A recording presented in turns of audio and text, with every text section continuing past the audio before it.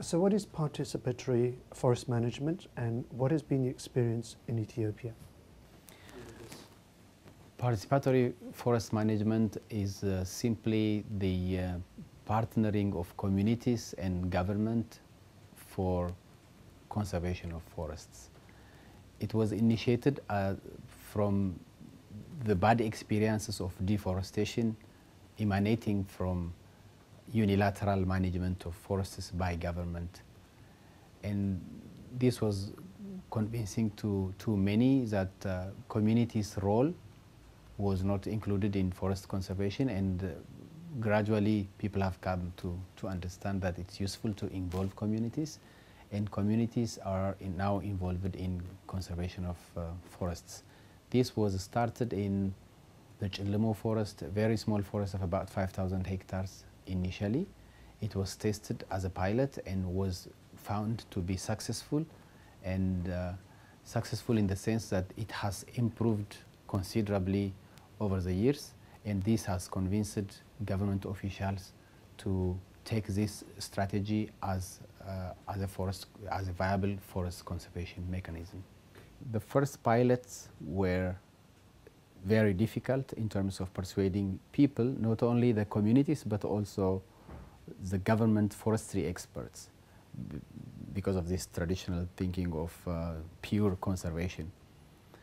And what we did was we took community representatives for visit into degraded areas, and we make them discuss with communities living there and tell them stories of what the area used to look like before and what has happened as a result of not taking proper care of the environment. And this has helped quite a lot, and when these representatives come back to their respective villages, they discuss this with their fellow villagers, and there is a lot of energy in convincing people, generally by showing them into these areas. And also in terms of time, this has taken quite some time. The first pilot was less than 5,000 hectares, and it took us more than 8 years to fully finalize a PFM implementation plan in that area. But later, as this progresses into other areas, now the exchange of experience is shifted from not from degraded areas to already running PFM sites.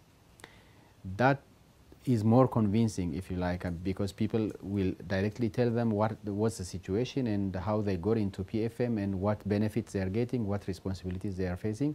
So this has helped quite a lot to move on into the next different sites. So what was the evidence of that success? The change on the forest has been positive. The increase in forest cover has been 9.2% between 2003 and 2012 on this first pilot project. Where was that? That's in Tsegaye, west of Addis Ababa. And the second big impact is, as a result of this development, the Oromia regional government has changed its forest proclamation, embracing the strategy of PFM in its undertaking. PFM has been taken as a strategy based on the lessons of this initial project. And what about these proposals to tap into international climate finance? So we have started, on top of the implementation of participatory natural resource management activities, one aspect of the work is to implement RED+, which means reducing emissions from deforestation and degradation. The whole idea is looking up carbon in forests to by way of maintaining, reducing, or completely stopping deforestation. And we are expecting this to happen. We are developing it. The process of writing up the project design document will be completed very soon. According to preliminary assessment, we expect to generate about 18 million tons of carbon dioxide to lock up in the forest for the next 20 years, which could be tradable.